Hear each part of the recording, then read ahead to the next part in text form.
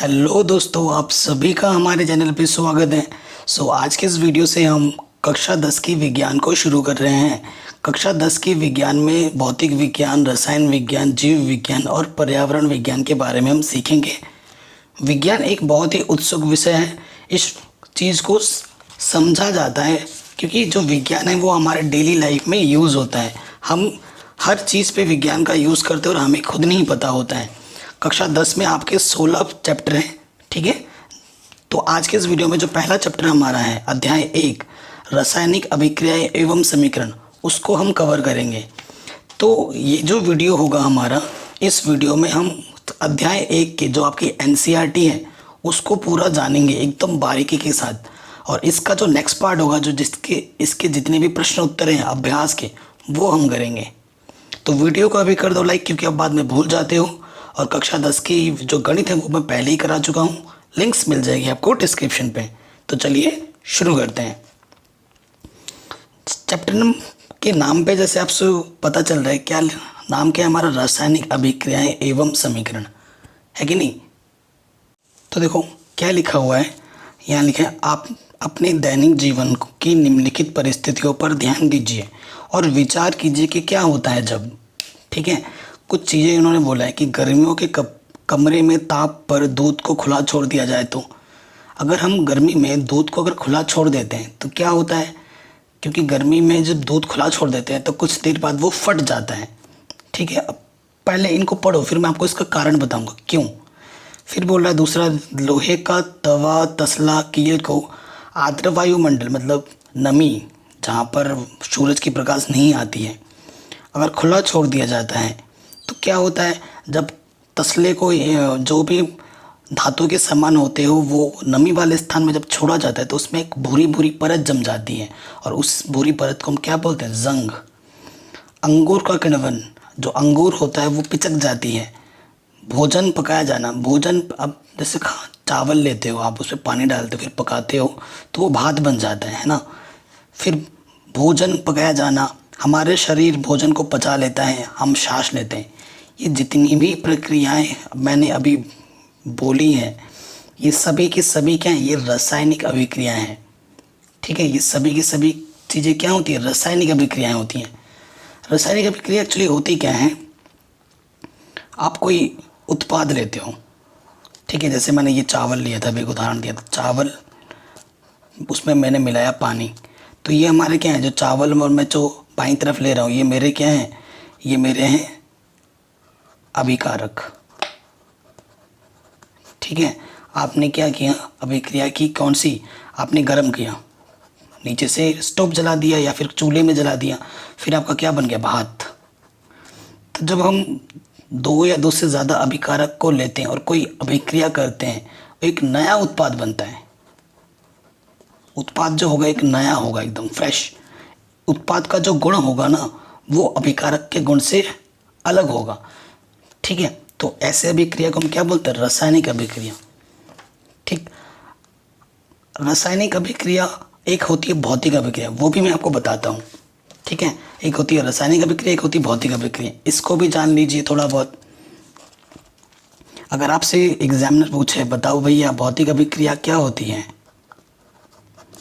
और इधर हम लिख रहे हैं रासायनिक अभिक्रिया, कोई भी अभिक्रिया हो, चाहे वो रासायनिक अभिक्रिया हो चाहे वो भौतिक अभिक्रिया हो, मैं फिर से बोल रहा हूँ, मैं आपको मैं चीज़ें बहुत ही समझाने पे ज़्यादा जोर दूंगा। और जो भी प्रश्न उत्तर है वो मैं लिख चुका हूँ, ये भी मैं आपको टॉपिक वाइज बताता चलूँगा। जो जिस टॉपिक पे जो जो क्वेश्चन आएंगे ना वो मैंने ऑलरेडी लिख लिए हैं, तो उसकी दिक्कत नहीं होगी आपको। देखो, चाहे बात करें हम भौतिक अभिक्रिया की, चाहे बात करें हम रासायनिक अभिक्रिया की, तो हमारे पास एक होता है अभिकारक, मतलब अभिकारक आप बाईं तरफ लिख सकते हैं और दाईं तरफ आपका क्या होगा, उत्पाद। ये दोनों चीज़ होती हैं, ठीक है। चाहे भौतिक अभिक्रिया की बात करें, रासायनिक अभिक्रिया की बात करें। अगर मैं बात करूं भौतिक अभिक्रिया की, भाई भौतिक अभिक्रिया क्या होगी, भौतिक अभिक्रिया क्या होता है कि वह अभिक्रिया जिसमें अभिकारक से उत्पाद तथा उत्पाद से अभिक्रिया आप बना सकते हो, तो ऐसे अभिक्रिया को हम भौतिक अभिक्रिया कहते हैं। आप बोलोगे सर ये कैसे हो सकता है? क्योंकि विज्ञान आपके जीवन में बसा हुआ है, कण कण में विज्ञान है और आप विज्ञान से घिरे हुए हो, आपको खुद नहीं पता। आप देखते होगे ना, जैसे बर्फ़ है, बर्फ़ का टुकड़ा ले लिया और मैंने रख दिया बाहर या गर्म कर दिया थोड़ा सा, तो वो पानी बन जाता है। और पानी को मैं फिर से अगर ठंडा कर दूं तो वो फिर से बर्फ़ बन जाएगा, है कि नहीं? तो एक अवस्था से दूसरी अवस्था में परिवर्तन और दूसरी से पुनः उसी अवस्था में जब परिवर्तन हो जाता है तो ऐसे परिवर्तन को हम क्या बोलते हैं? ऐसे अभिक्रिया को हम बोलते हैं भौतिक अभिक्रिया या भौतिक परिवर्तन। ठीक है, भौतिक परिवर्तन या भौतिक अभिक्रिया क्या होती है? प्रथम अवस्था से दूसरी अवस्था में परिवर्तन होगा, परंतु दूसरी अवस्था से प्रथम अवस्था में भी परिवर्तन हो जाएगा। तो ऐसी अभिक्रिया को हम भौतिक अभिक्रिया कहते हैं। ठीक है, अगर आप चाहो नोट्स बनाने के लिए तो मैं जो बोल रहा हूँ ना उसको सुनो, और जो सबसे देखो ऑनलाइन पढ़ने का जो बेस्ट तरीका होता है ना, आपको एक नोटबुक रखनी है अपने साथ में और जो भी चीज़ आपको इम्पोर्टेंट लगती है ना उसको फटाफट से लिखते भी रहना है। जो सुन रहे हो साथ ही साथ जो लिखोगे भी ना तो आपकी एक नोट्स भी बनेगी और जो आप पढ़ रहे हो वो भूलोगे भी नहीं, क्योंकि एक इम्पॉर्टेंट नोट्स बनाना बहुत ज़रूरी है चीज़ों को हमेशा समझने के लिए और याद रखने के लिए। अब बात की जाए रासायनिक अभिक्रिया की, है ना? तो रासायनिक अभिक्रिया में क्या होता है कि अभिकारक से अगर आपने उत्पाद बना दिया, है ना, एक अभिकारक है और इधर उत्पाद है, अभिकारक से आपने उत्पाद बना दिया तो उत्पाद से आप अभिकारक नहीं बना सकते। ठीक है, मतलब एक एग्जाम्पल दे रहा हूँ, आप दूध है, दूध से आपने दही बनाई, क्या आप दही से दूध बना सकते हो? फिर बताओ, दूध से आपने दही बना दिया, दही से आप दूध बना सकते हो? फिर नहीं बना सकते हैं। तो इस तरीके के जो परिवर्तन होते हैं उसे हम बोलते हैं रासायनिक परिवर्तन या रासायनिक अभिक्रिया। आई बात समझ में? तो हमने जान लिया कि रासायनिक अभिक्रिया और भौतिक अभिक्रिया में क्या होती है और क्या अंतर है कुल मिलाकर। ठीक है, आगे बढ़ते हैं, इस क्रिया के लाभ पे आते हैं। इन सभी परिस्थितियों में प्रारंभिक वस्तु की प्रकृति तथा पहचान कुछ न कुछ बदल जाती है। पदार्थ की भौतिक तथा रासायनिक परिवर्तनों के बारे में हम पिछली कक्षाओं में पढ़ चुके हैं। जब कोई रासायनिक परिवर्तन होता है तो हम कह सकते हैं कि एक रासायनिक अभिक्रिया हुई है। अभी मैंने बोला था रासायनिक परिवर्तन बोलो या फिर रासायनिक अभिक्रिया, दोनों एक दूसरे से लिंक करते हैं। आप शायद सोच रहे होंगे कि रासायनिक अभिक्रिया का वास्तविक अर्थ क्या है, हम कैसे जान सकते हैं कि कोई रासायनिक अभिक्रिया हुई है? इन प्रश्नों के उत्तर पाने के लिए कुछ क्रियाकलाप करते हैं।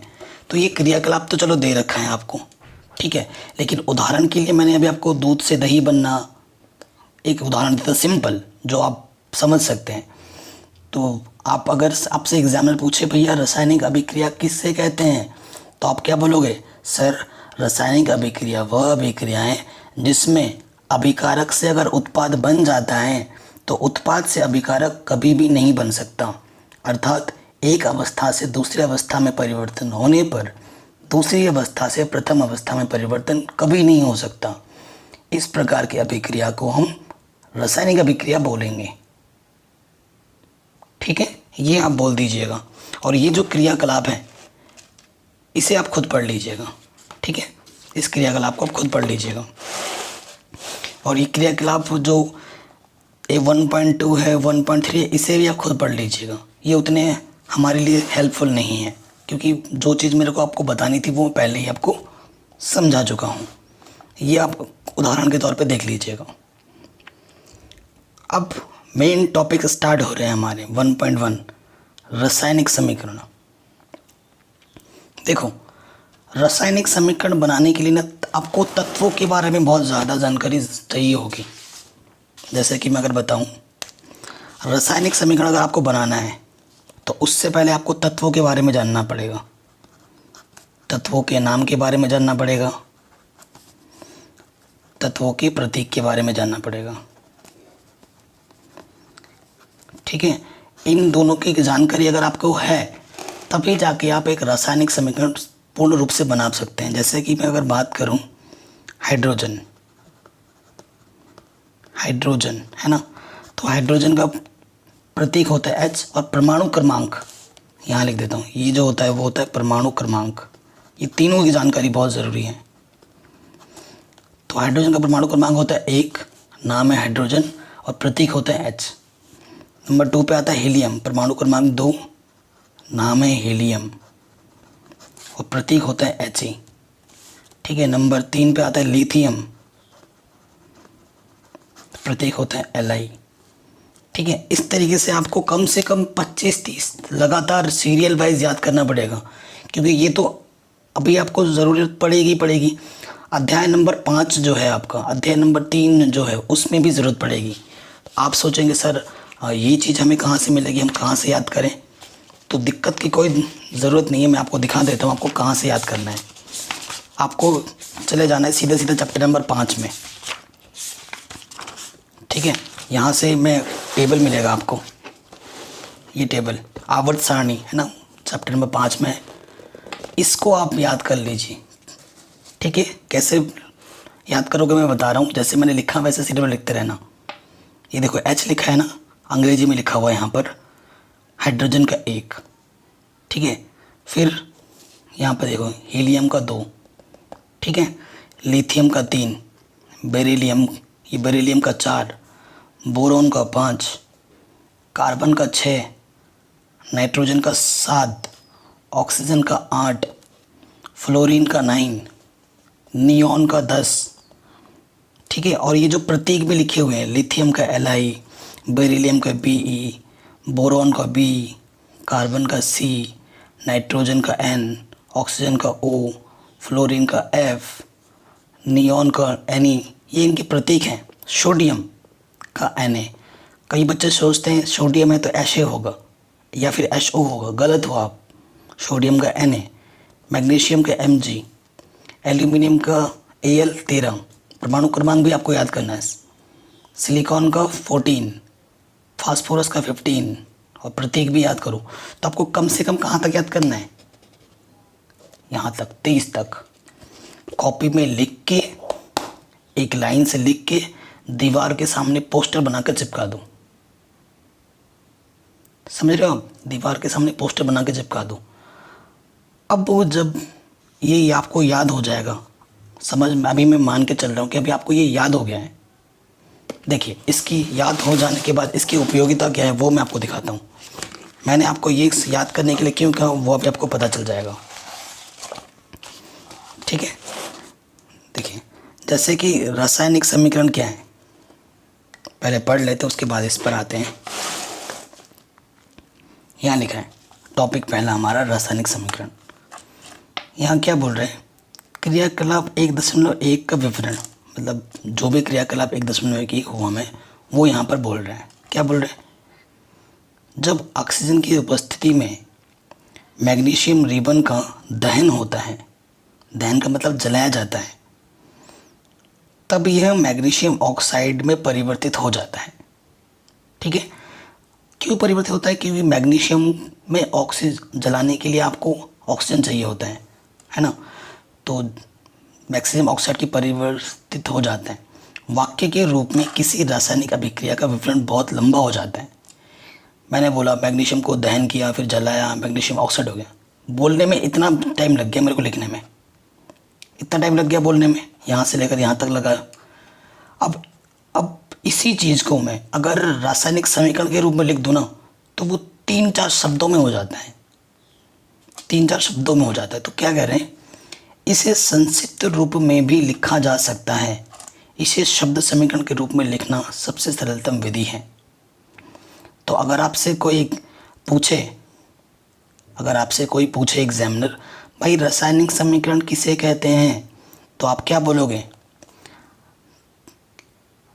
अभिकारक तथा उत्पाद को उनके प्रतीकों के रूप में लिखना रासायनिक समीकरण कहलाता है। ठीक, ऐसे लिख सकते हो, किसी रासायनिक अभिक्रिया में भाग लेने वाले अभिकारक तथा उत्पाद को उनके प्रतीकों के रूप में लिखने को रासायनिक समीकरण कहते हैं। ठीक है। जैसे ये मैग्नीशियम है प्लस ऑक्सीजन है। इसका मतलब क्या हुआ कि मैग्नीशियम में ऑक्सीजन को मिलाया गया है, प्लस का मतलब है मिलाना।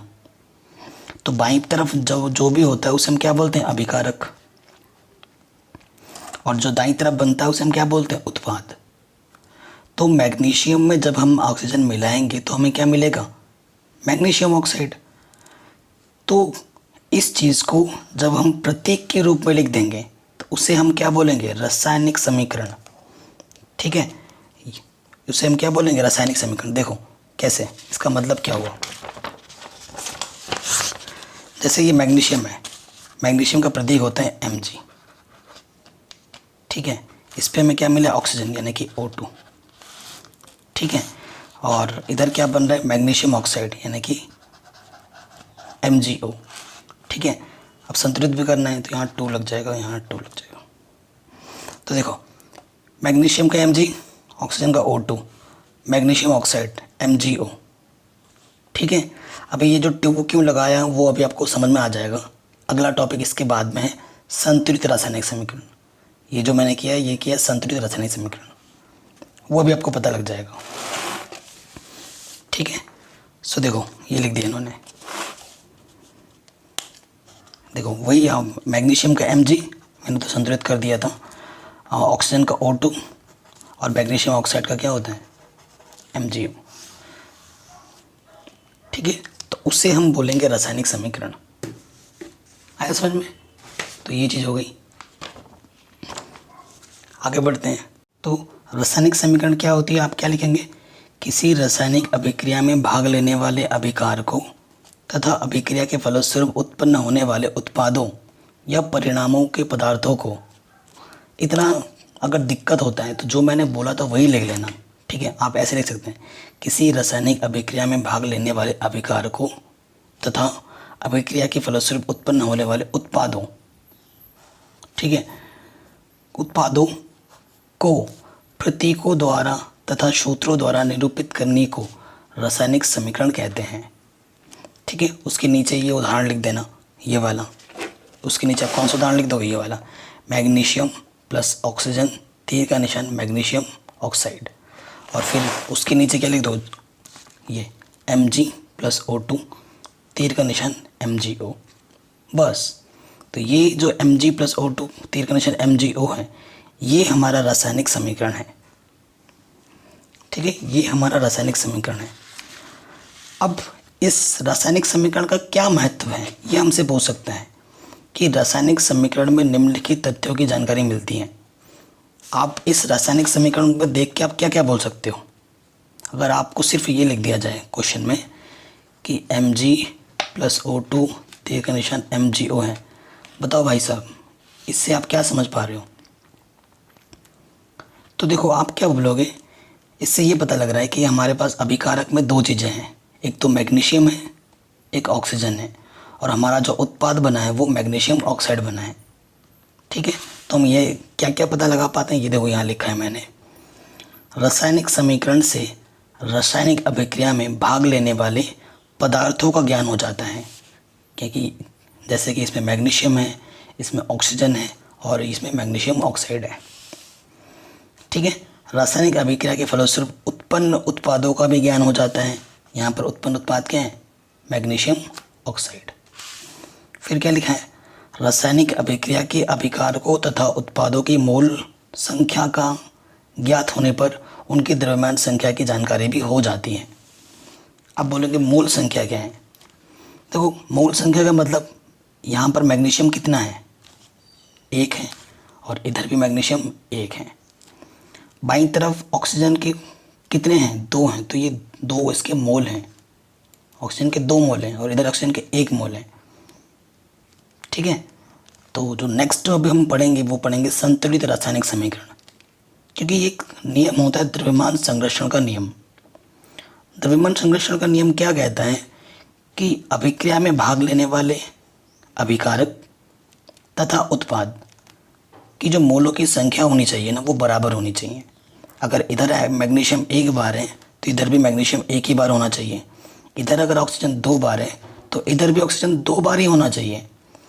क्योंकि तराजू से जब कुछ चीज़ तोल रहे हो ना, तो संतुलित कब होगा, बराबर कब हिसाब कब रहता है, जब दोनों तरफ बराबर होता है। एक तरफ झुकाव ज़्यादा रहेगा तो उधर उधर झुक जाएगा ना भाई, ठीक है ना। तो ऊपर चीज़ें नहीं होना चाहिए, दोनों तरफ, इधर जितना है उधर भी उतना ही होना चाहिए, ठीक है। तो वही लिखा होता है कि मोलों का ज्ञान होता है, और मोल कम ज़्यादा होने पर हम अभिक्रिया को, समीकरण को क्या कर लेते हैं, संतुलित। वो अभी हम सीख जाएंगे। फिर नेक्स्ट क्या है, रासायनिक अभिक्रिया के अभिकारकों का कुल द्रव्यमान के बराबर होता है, इसे द्रव्यमान संरक्षण का नियम कहते हैं, जो मैंने अभी आपको बोला। अब आ रहा है हमारा नेक्स्ट टॉपिक, संतुलित रासायनिक समीकरण का महत्व।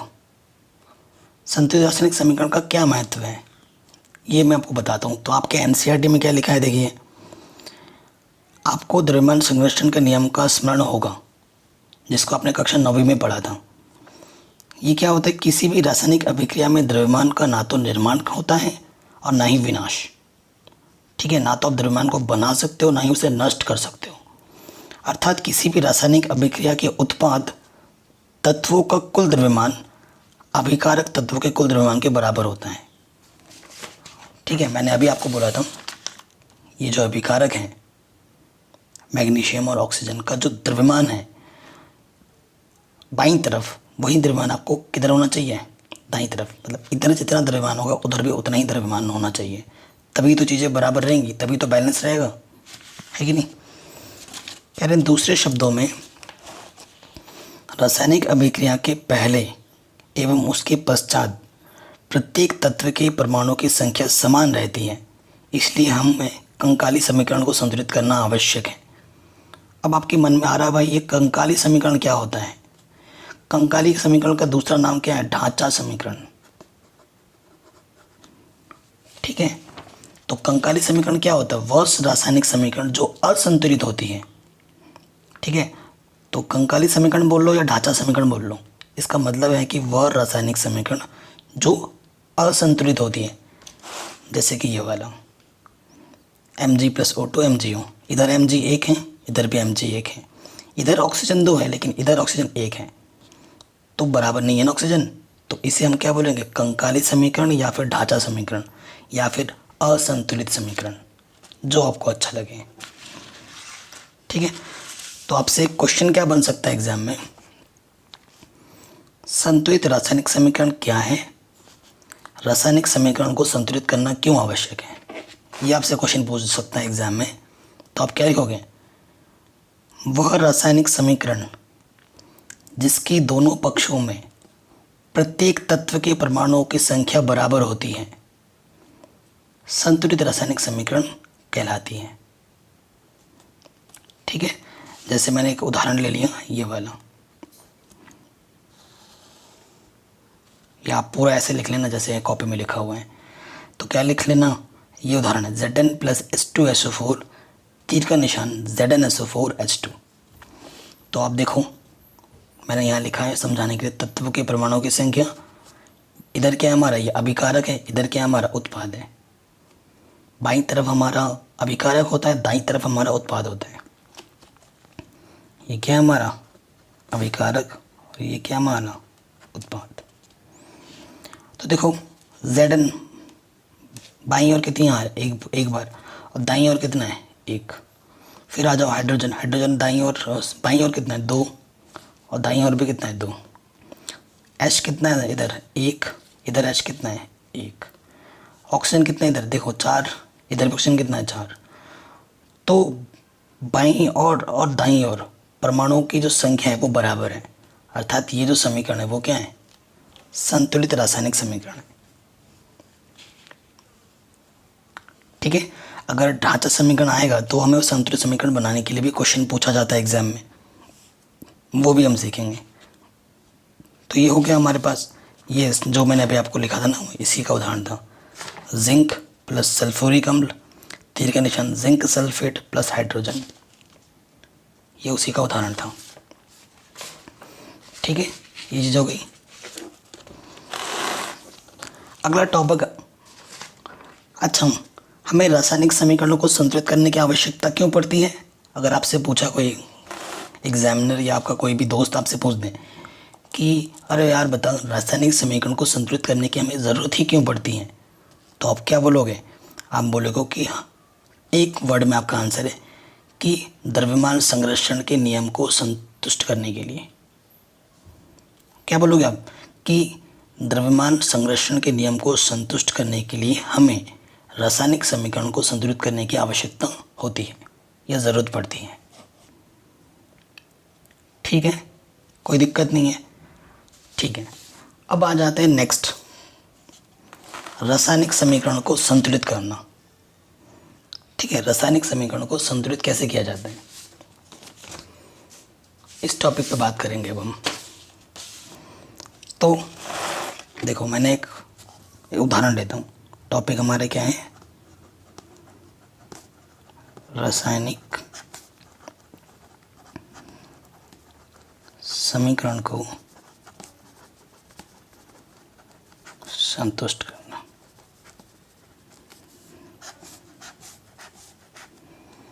ठीक है, ये हमारा टॉपिक है, रासायनिक समीकरण को संतुष्ट करना। एक मैं रासायनिक समीकरण लिखता हूँ, जैसे कि ये Fe प्लस H2O, तीर का निशान, Fe3O4 प्लस H2। ठीक है, ये हमारा रासायनिक समीकरण, इसको हमें संतुष्ट करना है। देखिए आप यहाँ देखो, फेरस एक बार है, इधर फेरस कितनी बार है? 3 बार है। तो देखते ही पता चल गया कि भाई ये संतुलित तो नहीं है, क्योंकि इधर 1 इधर 3 है, पता चल गया। इधर हाइड्रोजन कितना है? 2 बार है, इधर हाइड्रोजन 2 बार है, चलो ठीक है। इधर ऑक्सीजन 1 बार है और इधर ऑक्सीजन 4 बार है। ठीक है, सो सबसे मेन चीज़ देखो, संतुलित करने का नियम क्या है? फेरस यहाँ 3 दिख रहा है 3 आपको, इधर भी 3 बनाना पड़ेगा। तो जब भी 3 बनाना पड़ेगा संतुलित करने के लिए आपको गुणा करना होता है। ठीक है, मैं पहले एक बार समीकरण लिख लेता हूँ। ये हमें दे रखा था,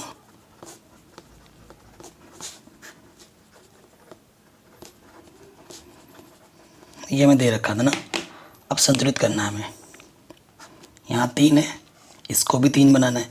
तो 3 बनाने के लिए क्या करना पड़ेगा? इसमें 3 से गुणा करना पड़ेगा। 3 से गुणा कर दिया तो फेरस 3 हो गया, इधर भी फेरस 3 है। ठीक है, ऑक्सीजन यहाँ 2 है, इधर भी सॉरी हाइड्रोजन यहाँ 2 है, यहाँ पर भी हाइड्रोजन 2 है, चलो ठीक है। ऑक्सीजन यहाँ 4 है और यहाँ ऑक्सीजन 1 है। 1 को 4 बनाने के लिए आपको किससे गुणा करना पड़ेगा? 4 से। आपका ऑक्सीजन तो देखो 4 हो गया, सही है, कोई दिक्कत नहीं है। लेकिन आपका हाइड्रोजन कितना हो गया? 4 गुणा 2 8 हो गया। आपका हाइड्रोजन कितना हो गया? 8। और यहाँ आपका हाइड्रोजन कितना है? 2। हाइड्रोजन को भी तो 8 बनाना पड़ेगा। तो 2 को आप किससे गुणा करोगे कि 8 हो जाए? 4 से। अब देखो, दोनों तरफ सब चीज़ें बराबर आएंगी। इधर फेरस 3 है, इधर भी फेरस 3 है। ठीक है, इधर ऑक्सीजन 4 है, इधर भी ऑक्सीजन 4 है। इधर हाइड्रोजन 8 है, इधर भी हाइड्रोजन 8 है। तो बाएं पक्ष में जितने तत्व के परमाणु की संख्या है, वही तत्व के परमाणु की संख्या दाईं ओर भी है। अर्थात ये द्रव्यमान संरक्षण के नियम को क्या कर रहा है? संतुष्ट कर रहा है।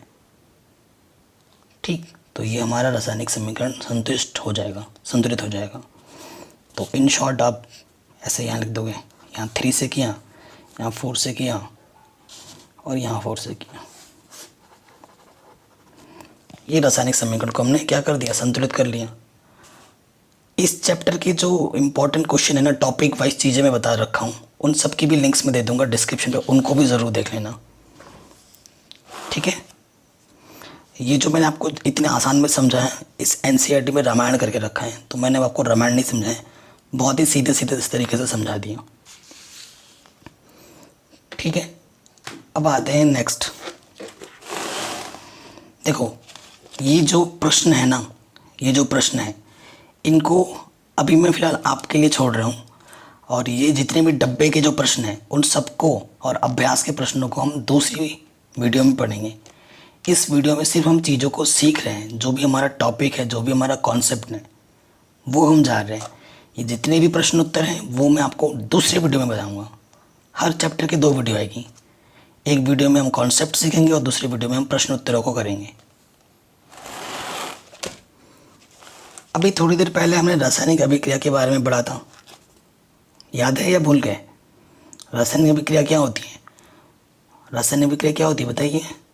वह अभिक्रिया जिसमें दो या दो से ज़्यादा अभिकारक मिलके एक नए पदार्थ का उत्पादन करते हैं। तो अगर आपसे क्वेश्चन एग्जाम में क्या बन सकता है इस टॉपिक पे, रासायनिक अभिक्रिया किसे कहते हैं या कितने प्रकार की होती है, प्रत्येक उदाहरण देकर समझाइए। बहुत ही ज़्यादा इंपॉर्टेंट क्वेश्चन है, एग्जाम में पूछा सकता है। तो रासायनिक अभिक्रिया क्या होती है, आप क्या लिखेंगे? जब एक या एक से अधिक पदार्थ नहीं लिखोगे तो आप उत्पाद अभिकारक भी लिख सकते हो। जब एक या एक से अधिक अभिकारक परस्पर अभिक्रिया करके एक नए पदार्थ का निर्माण करते हैं तो ऐसी अभिक्रिया को रासायनिक अभिक्रिया कहते हैं। उदाहरण के लिए मैग्नीशियम जब हाइड्रोक्लोरिक अम्ल से क्रिया करता है तो मैग्नीशियम क्लोराइड व हाइड्रोजन गैस बनती है। ठीक है, ये शब्दों में लिखा हमने और इसी शब्द को हम रासायनिक अभिक्रिया के रूप में लिख सकते हैं, रासायनिक समीकरण के रूप में, कि जब मैग्नीशियम को हाइड्रोक्लोरिक अम्ल से क्रिया कराई जाती है किसका अनुभव देता है? ये प्लस चिन्ह हमें ये अनुभव देता है कि मैग्नीशियम को जब हाइड्रोक्लोरिक अम्ल से अभिक्रिया कराओगे तो आपको मैग्नीशियम क्लोराइड मिलेगा और हाइड्रोजन गैस हवा में उड़ जाएगी।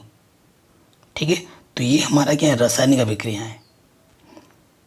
एग्जाम में आपको ये लिखना है, पूरे नंबर मिलेंगे। और ये कितने प्रकार की होती है? इसके कई सारे प्रकार हैं। संयोजन अभिक्रिया, वियोजन अभिक्रिया, ठीक है, प्रतिस्थापन अभिक्रिया, विस्थापन अभिक्रिया बोल सकते हैं उसको हम, तो वो हम पढ़ेंगे।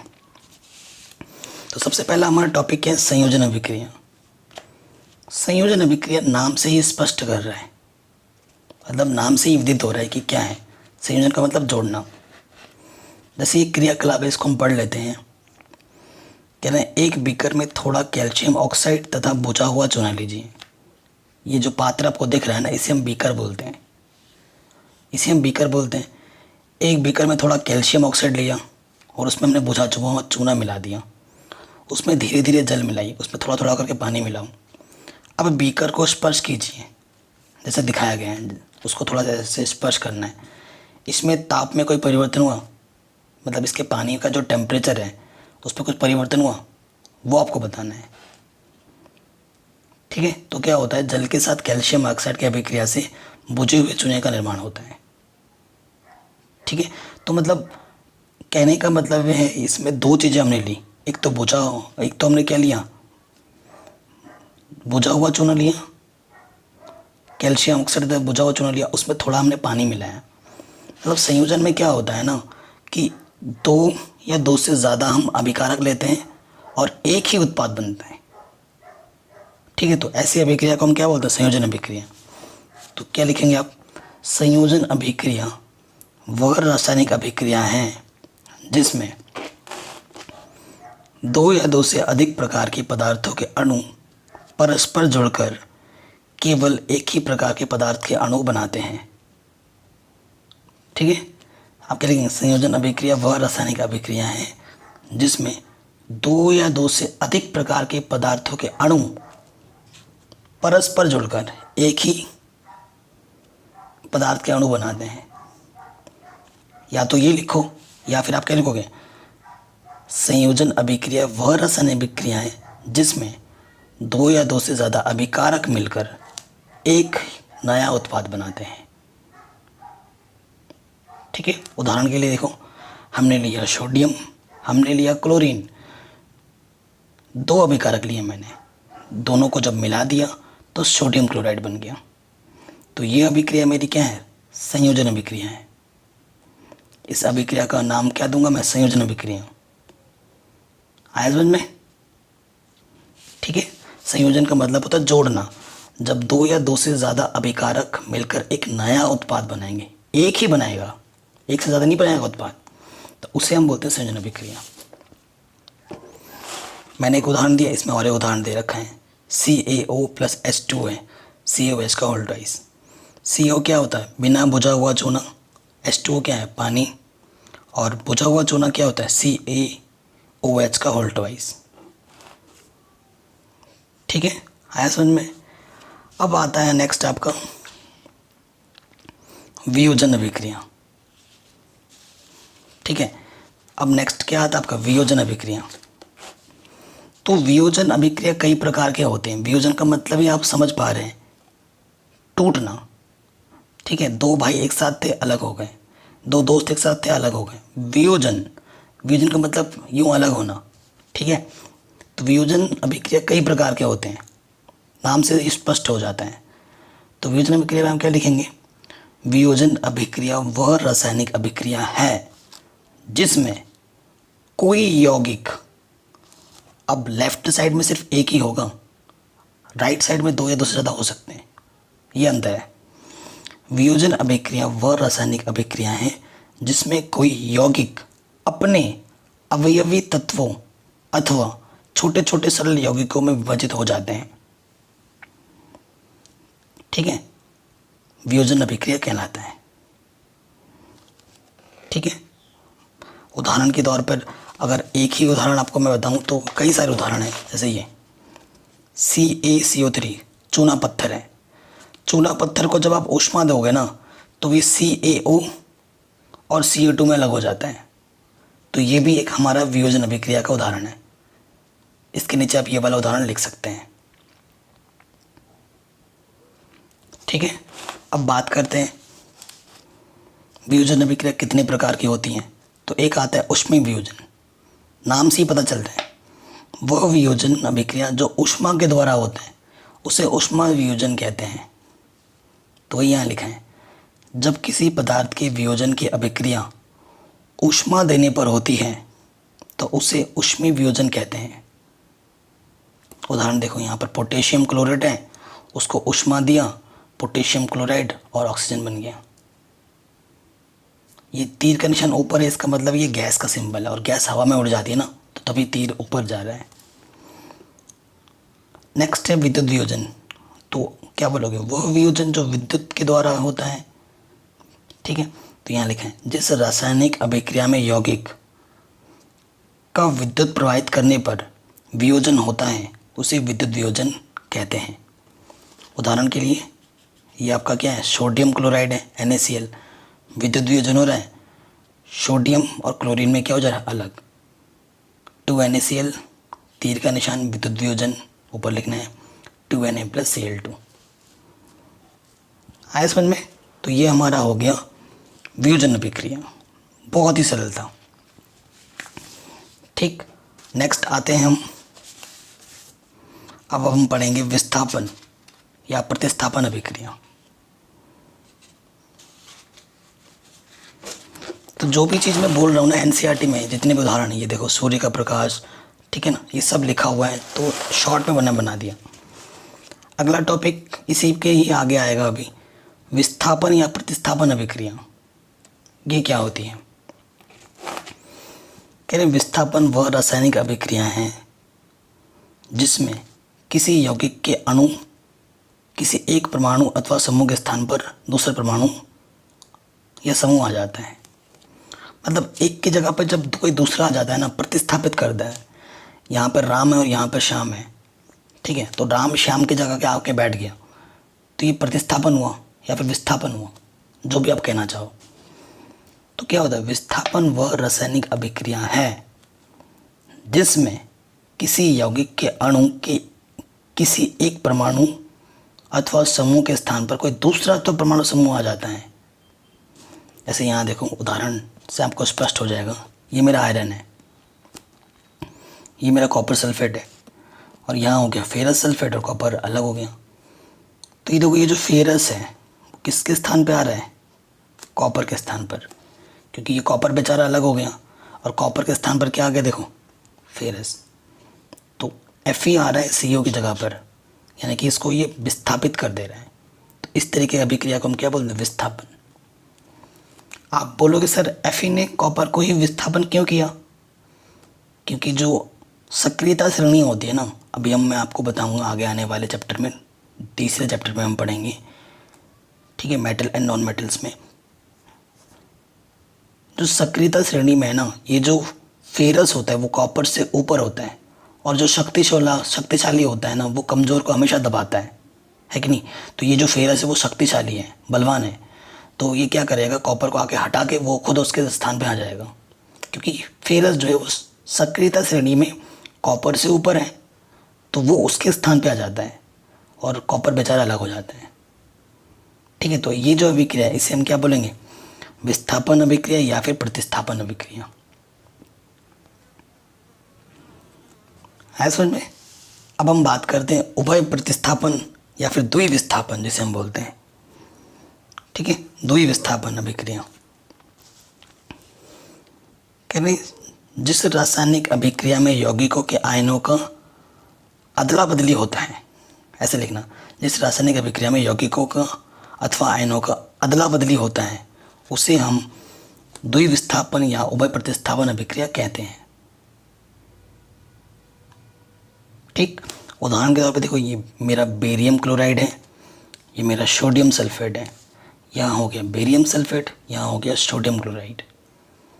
मैं आपको एक चीज़ बता रहा हूँ, एग्ज़ाम में जब आपका कोई क्वेश्चन पूछा जाएगा साइंस में, भले ही आपसे उसने एग्जाम्पल पूछा हो या नहीं पूछा हो, आपको हमेशा एग्जाम्पल देना ही देना है।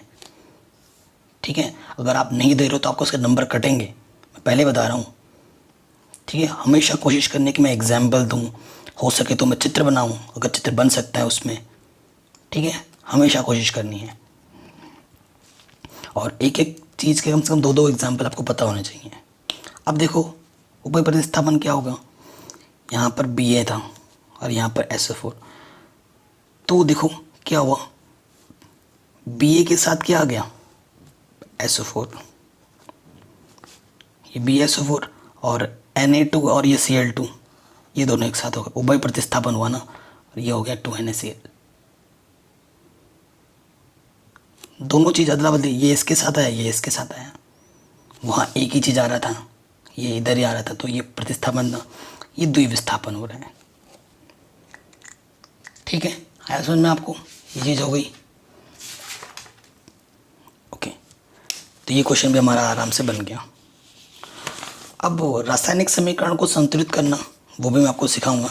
तो कुछ मैंने क्वेश्चन लिए थे, अभी वो दिख नहीं रहा मेरे को। तो देखिए, जो भी चीज़ मैंने आपको अभी पढ़ाया विस्थापन, वो आपके NCERT में है ना, तो मैंने सिंपल सरल भाषा में पढ़ा दिया। विस्थापन के बाद ये सारे उसमें एग्जाम्पल्स वगैरह थे, ये सब आप NCERT से देख लेना। उसके बाद अभी मैंने आपको द्विविस्थापन अभिक्रिया पढ़ाया, वो भी है यहाँ पर। अब जो आएगा नेक्स्ट टॉपिक वो है उपचयन एवं अपचयन। ठीक है, उपचयन एवं अपचयन आने से पहले एक क्वेश्चन मैं ले लेता हूँ, मैंने क्वेश्चन भी ले लिया है, इसको देख लीजिए। ठीक है, उपचयन व अपचयन अभिक्रिया पढ़ने से पहले इस क्वेश्चन को देख लीजिए। क्या बोल रहे हैं, निम्नलिखित अभिक्रियाओं के लिए संतुलित रासायनिक समीकरण लिखिए तथा अभिक्रिया के प्रकार को पहचानिए। बहुत ही इंपॉर्टेंट क्वेश्चन है, बहुत ज़बरदस्त क्वेश्चन है। एक टॉपिक ये जो है जिंक कार्बोनेट, तो ZnCO3 लिखा है मैंने, जिंक कार्बोनेट का ZnCO3 आया है, ZnCO2 क्यों नहीं आया, ये आपके मन में क्वेश्चन आ सकता है। ठीक है, जायज़ क्वेश्चन है। ये चीज़ अभी तो मैं फ़िलहाल नहीं समझा रहा हूँ, लेकिन एक सेपरेट वीडियो बनाने वाला हूँ मैं आधे घंटे की, क्योंकि ये आपको ज़िंदगी भर हेल्प करेगा। कक्षा 10 में पढ़ रहे हो, 11 में आएगा, 12 में आएगा, बड़ी क्लासों में साइंस लोगे तब भी आपको इसकी ज़रूरत पड़ेगी, क्योंकि साइंस एक ऐसा सब्जेक्ट है जिसमें आप रट्टा मार के आगे नहीं पढ़ सकते, आपको समझनी पड़ेगी। क्लास 10th में आप रट्टा मार के पास हो जाओगे, लेकिन क्लास 11 12th में जब जाओगे ना, तो रट्टा मार के काम नहीं चलेगा, आपको कॉन्सेप्ट समझना पड़ेगा। आपका कॉन्सेप्ट अगर ढीला है तो आपकी नैया पार नहीं होगी, आप डूब जाएगी आपकी नैया। ठीक है, तो चीज़ों को समझना ज़्यादा ज़रूरी है। जैसे ये जिंक कार्बोनेट है, तो जिंक कार्बोनेट को हम लिखते हैं ZnCO3, तीर के निशान। जिंक ऑक्साइड है तो ZnO प्लस कार्बन डाइऑक्साइड का क्या होता है CO2। तो देखिए ZnCO3 था, ठीक है, ऊष्मा देने पर ये दो चीज़ों में बट गया, एक यौगिक दो हिस्सों में बट गया, तो ये कौन से अभिक्रिया का सिंबल है, कौन सी अभिक्रिया को प्रदर्शित कर रहा है, ये वियोजन अभिक्रिया। ठीक, फिर यहाँ पर क्या लिखा है देखो, मैग्नीशियम हाइड्रोक्लोरिक अम्ल, तीर के निशान magnesium plus magnesium chloride plus hydrogen. तो मैग्नीशियम का क्या होता है Mg, हाइड्रोक्लोरिक अम्ल का 2HCl, और मैग्नीशियम क्लोराइड का MgCl2 और हाइड्रोजन का H2। ठीक, तो देखो यहाँ पर क्या हो रहा है, विस्थापन अभिक्रिया हो रहा है, क्योंकि मैग्नीशियम आ जा रहा है हाइड्रोजन के प्लेस पर। ठीक है, तो ये कैसी अभिक्रिया है, विस्थापन। तीसरे में आ जाओ, पोटेशियम ब्रोमाइड KBr, फिर क्या है, बेरियम आयोडाइड BaI2, तीर का निशान, फिर क्या है, पोटेशियम आयोडाइड 2Ki, फिर क्या है हमारे पास, बेरियम ब्रोमाइड BaBr2। तो देखो ये द्विविस्थापन अभिक्रिया है। क्यों, देखो यहाँ पर क्या है, K के साथ I आ रहा है, तो यहाँ पर जो Br जो है और ये जो Ba है वो एक साथ आ रहे हैं। ठीक है, BaBr2 एक साथ आ रहे हैं, और ये जो I2 और ये जो K है ये एक साथ आ रहे हैं। तो ये दो चीज़ की अदला बदली हो रही है, तो ये क्या है, द्विविस्थापन अभिक्रिया है। K और I, Br और BaBr2। ठीक है, दो बार हो रहा है, ये इधर, द्विविस्थापन अभिक्रिया। यहाँ क्या है, देखो हाइड्रोजन, यहाँ क्या है, क्लोरीन, और यहाँ बन रहा है hydrogen chloride, hydrogen chlorine 2HCl। दो चीज़ मिलकर एक सिंगल चीज़ दे रहा है, तो मैंने बताया, तो ये क्या होता है, संयोजन अभिक्रिया। ठीक है, ये पढ़ लिया हमने। अब इसके बाद देखिए, एक जो टॉपिक मैं छोड़ रहा हूँ, संतुलित रासायनिक समीकरण ज्ञात करना, वो पहले ही मैं पढ़ा चुका हूँ, आधे घंटे की वीडियो में, 2-3 वीडियो में बना चुका हूँ, उसकी मैं लिंक्स दे दूंगा डिस्क्रिप्शन पे। तो रासायनिक समीकरण को कैसे संतुलित करने हैं डिटेल में वीडियो बना चुका हूँ, तो देख लेना उसको। क्योंकि अभी तो मैंने फ़िलहाल एक एग्जाम्पल कराया था, लेकिन जिसमें ढेर सारे क्वेश्चन है वो मैं पहले ही करा चुका हूँ, लिंक दे दूँगा डिस्क्रिप्शन में, ज़रूर देख लेना। ठीक है, अगला टॉपिक आता है उपचयन एवं अपचयन। आपके NCERT में है ना, इसको देखिए, बहुत ही इजी है और क्वेश्चन पूछा ही जाता है हर बार। देखिए,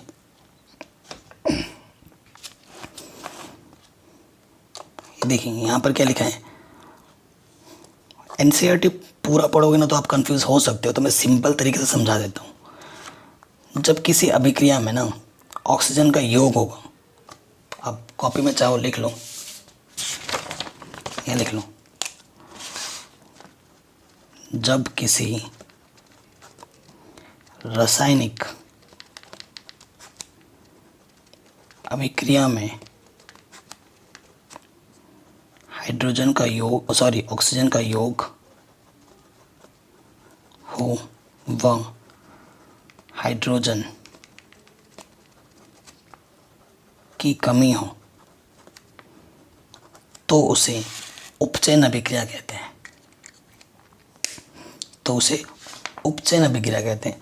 उपचयन एवं अपचयन अभिक्रिया की परिभाषा दो तरीकों से कर सकते हैं, एक तो हाइड्रोजन और ऑक्सीजन के आधार पर, और एक कर सकते हैं इलेक्ट्रॉन त्यागने और ग्रहण करने के आधार पर। एग्जाम में कुछ भी पूछ सकता है कि इलेक्ट्रॉनों के आधार पर बताऊं, तो इलेक्ट्रॉनों के आधार पर बताना पड़ेगा।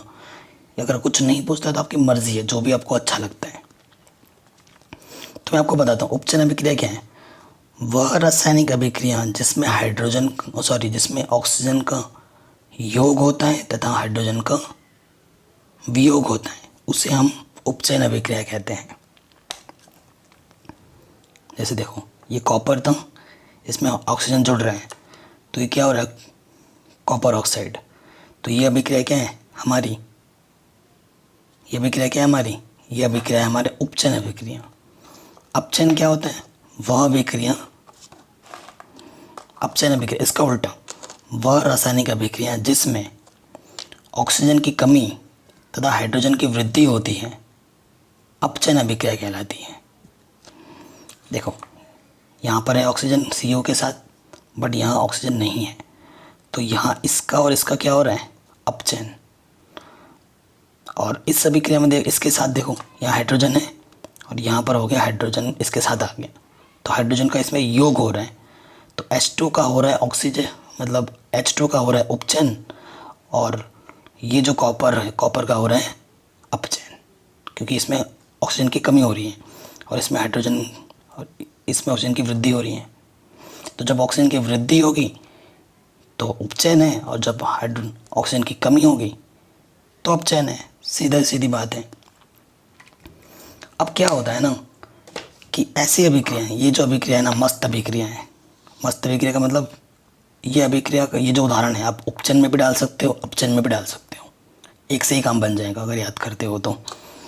एग्जाम्पल के तौर पर तो आप क्या लिखेंगे, नेक्स्ट क्वेश्चन आ सकता है, अपोपचय अभिक्रिया किसे कहते हैं, या फिर रेडॉक्स अभिक्रिया किसे कहते हैं, ऐसा क्वेश्चन बन सकता है। तो आप क्या लिखोगे, वह रासायनिक अभिक्रिया जिसमें उपचयन अभिक्रिया व अपचयन अभिक्रिया साथ साथ होती हैं उसे हम रेडॉक्स अभिक्रिया कहते हैं। देखो, इसमें हो रहा है अपचयन और इसमें हो रहा है उपचयन, दोनों साथ साथ हो रहा है इसी में, तो उसे हम क्या बोलेंगे, रेडॉक्स अभिक्रिया। ठीक है। अब जो मैं लिख रहा हूँ क्वेश्चन में, एग्जाम में क्वेश्चन इस तरीके से भी आ सकते हैं, उपचयन अपचयन तथा रेडॉक्स अभिक्रियाएं क्या हैं, निम्न अभिक्रियाओं में उपचयित तथा अपचयित पदार्थों को पहचानिए। अगर बोल दे इलेक्ट्रॉनिक संकल्पना के आधार पर बताऊं, ये अगर बोल दे इलेक्ट्रॉनिक संकल्पना के आधार पर इसके अनुरूप बताना है उपचयन अपचयन, तब क्या करोगे। और ये जो अभिक्रिया में दे रखी हैं, आपको ऑक्सीजन और हाइड्रोजन वाला कॉन्सेप्ट यूज़ नहीं करना है, आपको ये कॉन्सेप्ट यूज़ करना है इलेक्ट्रॉनिक संकल्पना के अनुसार, तब क्या बोलोगे।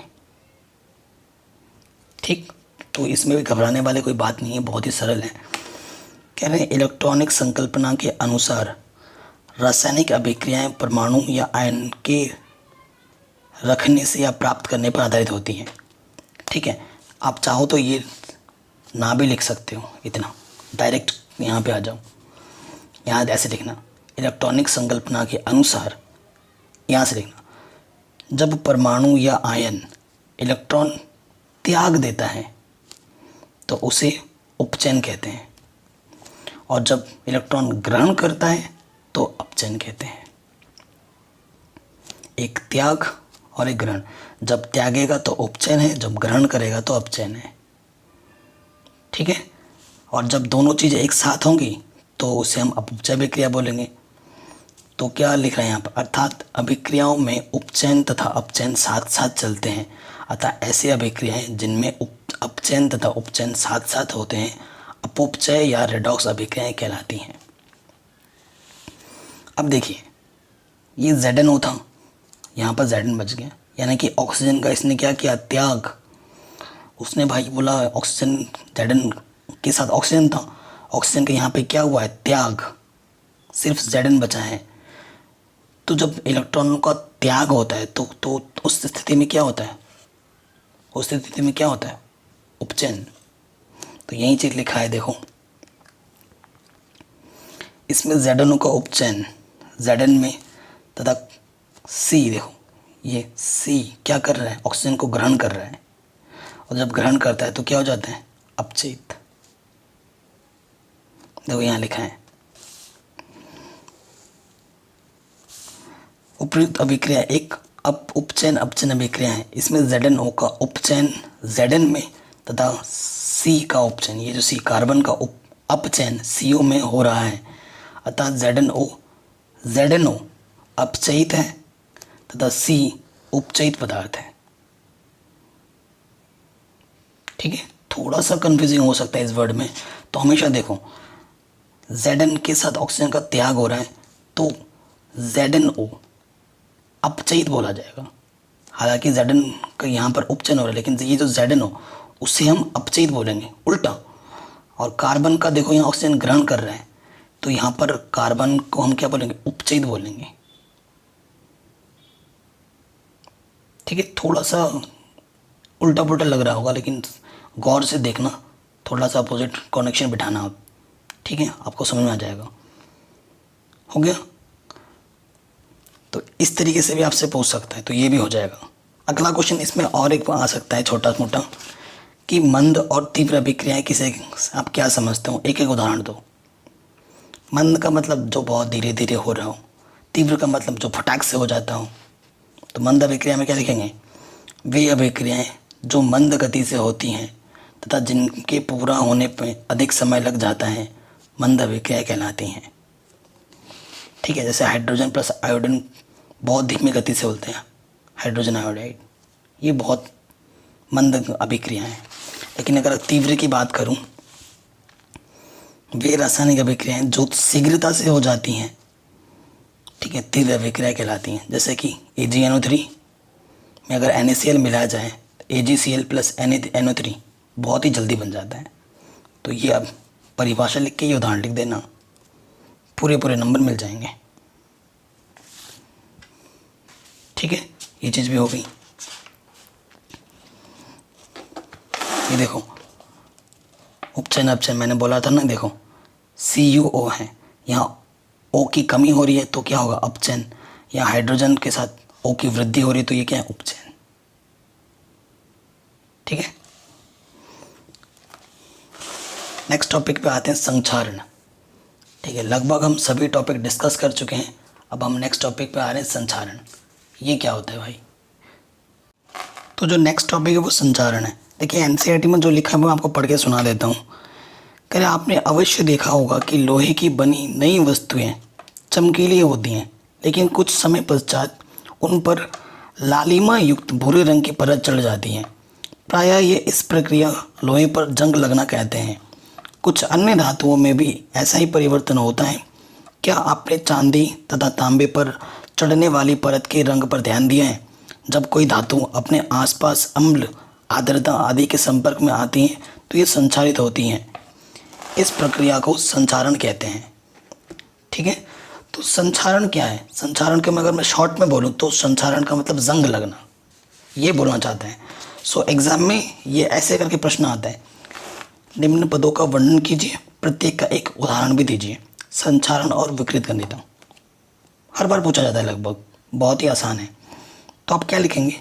जब किसी धातु की सतह वायु, जल अथवा अपने चारों ओर उपस्थित किसी अन्य पदार्थ द्वारा अभिक्रमित हो जाती है तब यह संक्षारित कही जाती है। ठीक है, आप कोई लोहा ले लो, कोई भी वस्तु ले लो और उसे एक नमी वाले स्थान पर रख दो जहाँ पर धूप नहीं है, 2-4 दिन, हफ्ते भर के लिए, और उसके बाद जब देखोगे तो उसमें भूरे भूरे कलर की ना एक परत जम जाएगी। उसे हम क्या बोलते हैं? जंग लगना। ये जंग क्या करता है, जो धातु होती है उसकी जो क्षमता होती है उसे घटा देती है, और जंग अगर लंबे टाइम तक लगा रहेगा तो वो धातु को सड़ा देता है। अगर आपको प्रैक्टिकल तौर पे बताऊं, कोई ट्रैक्टर है, कोई ट्रॉली है, अभी बरसात का सीज़न चल रहा है ना, तो देखोगे कोई ट्रैक्टर ट्रॉली बहुत दिन से पड़ी हुई है, कहीं खड़ी है, तो देखना कहीं कहीं पर उसके जो पुर्जे हैं वो ढीले पड़ गए होंगे या फिर परत में छेद हो गए होंगे, एकदम कलर उसका भूरा हो गया होगा। तो इतना चीज़ होता है संक्षारण। ठीक है, और संक्षारण से अगर हमें बचाना है वस्तुओं को तो हमें नमी वाले स्थान पर नहीं रखना है, और क्या करना है कि हमें उस पर पेंट कर देना है। पेंट कर देने से भी हम संक्षारण लगने से बचा सकते हैं। तो उदाहरण क्या है? लोहे पर जंग लग जाता है। लोहे पर जंग लगना ये सबसे छोटा उदाहरण है, सिंपल वाला। कह रहे जंग मुख्यतः जलीय आयरन ऑक्साइड FeO3X होता है। संक्षारण लोहे की वस्तुओं की संरचना को दुर्बल कर देता है। लोहे का संक्षारण एक गंभीर समस्या है क्योंकि प्रतिवर्ष बहुत सा धन संक्षारित लोहे को शुद्ध लोहे में बदलने में व्यय हो जाता है। ठीक है, तो ये संक्षारण हुआ। अब हम बात करते हैं विकृत गंधिता, इसके बारे में। विकृत गंधिता क्या होता है पहले पढ़ लेते हैं, NCERT में जो लिखा हुआ है। कह रहे वसा युक्त अथवा तेलीय खाद्य सामग्री जब लंबे समय तक रखा रह जाता है तब उसका स्वाद या गंध कैसी होती है? बताओ, कोई चीज़ जब खाते हो बहुत टाइम के बाद या 2-4 दिन के बाद, तो उसका जो टेस्ट होता है वो बदल जाता है। वो या तो उसका जो खस्तापन है, कुरकुरापन है, क्रंचीपन है वो कम हो जाएगा, एकदम मुलायम सा फील होगा, और वो जब खाओगे टेस्ट करोगे तो वो खट्टा खट्टा सा टेस्ट आएगा। ये क्यों होता है? क्योंकि उसका उपचयन हो जाता है। कहते उपचयित होने पर तेल एवं वसा विकृत गंधी हो जाते हैं तथा उनके स्वाद तथा गंध बदल जाते हैं। प्रायः तेलीय तथा वसायुक्त खाद्य सामग्री में उपचयन रोकने वाले प्रतिआक्सीकारक मिलाए जाते हैं। ठीक है, अब इसके बारे में बात करते हैं विकृत गंधिता। कह रहे हैं जब वसा तथा तेल उपचयित हो जाते हैं, मतलब जो वसा है, जो तेल है, उसमें ऑक्सीजन हट जाते हैं, तब ये क्या होते हैं, विकृत गंधी हो जाते हैं। मतलब उसमें से बदबू आएगी, दुर्गंध आएगी, है ना, उसका स्वाद खट्टा हो जाएगा, मतलब बहुत ही बेकार लगेगा। ठीक है, वसाओं तथा तेलों का उपचयन प्रति आक्सीकारक मिलाकर अथवा भोज्य पदार्थों को निर्वातित पात्रों में रखकर अथवा इन्हें नाइट्रोजन में प्रवाहित करके रोका जा सकता है। देखो, जो आलू के चिप्स आते हैं, कुरकुरे हैं, लेज़ हैं, है ना, वगैरह वगैरह जो भी हैं, टकाटक, दुनियादारी, इतने सारे चीज़ें मार्केट में मिलते हैं। तो देखते हैं पैकेट में भरा रहता है और जब आप ख़रीदते हैं तो इतना सा होता है, 5 रुपये का, 10 रुपये का, है ना, और उसके अंदर हवा भरा रहता है इतना। तो आप क्या बोलते हैं कि हमने 10 रुपये दिए और आपने तो पूरा हवा दिया हमें। एक्चुअली जो हवा होती है ना, वो नाइट्रोजन गैस होती हैं। वो किस लिए भरी रहती हैं? वो इसलिए भरी रहती है कि जो भी चिप्स है उसके अंदर, जो कि तेल से बना हुआ है, अगर वो हवा हट जाएगी ना, तो वो जो चिप्स में जो ऑक्सीजन की मात्रा है ना, वो उपचित हो जाएगी और उसका जो क्रंचीपन है, कुरकुराहटपन है, या जो उसका स्वाद है, वो परिवर्तित हो जाएगा। इसीलिए उस हवा को डाला जाता है ताकि उसके उपचयन होने को वो रोक सकें। ठीक है, तो इसे ही हम क्या कहते हैं, विकृत गंधिता कहते हैं। तो ये चैप्टर हमारा पूरा कंप्लीट हो गया है। इस चैप्टर में हमने सिर्फ कॉन्सेप्ट जाने हैं, बाकी कुछ डिटेल में चीज़ें अगर सीखनी है आपको, टॉपिक वाइज मैंने लिंक में दे दूंगा डिस्क्रिप्शन में, जैसे कि रासायनिक समीकरण को संतुलित कैसे करते हैं, ठीक है, रासायनिक समीकरण को कैसे लिखा जाता है, ये डिटेल में मैंने वीडियो बना रखा है, वो आप देख सकते हैं। और इसके जितने भी ये बॉक्स में जो भी प्रश्न हैं, जितने भी हैं, और ये जो अभ्यास का जो प्रश्न है, ये सब ये आपको नेक्स्ट वीडियो में मिल जाएगा विद सॉल्यूशन डिटेल में। ठीक है, अगर वीडियो पसंद आई हो तो प्लीज़ इसे हर जगह शेयर कर देना। कक्षा 10 की मैथ में पहले ही करा चुका हूँ, उसकी लिंक्स भी मिल जाएगी आपको डिस्क्रिप्शन पे।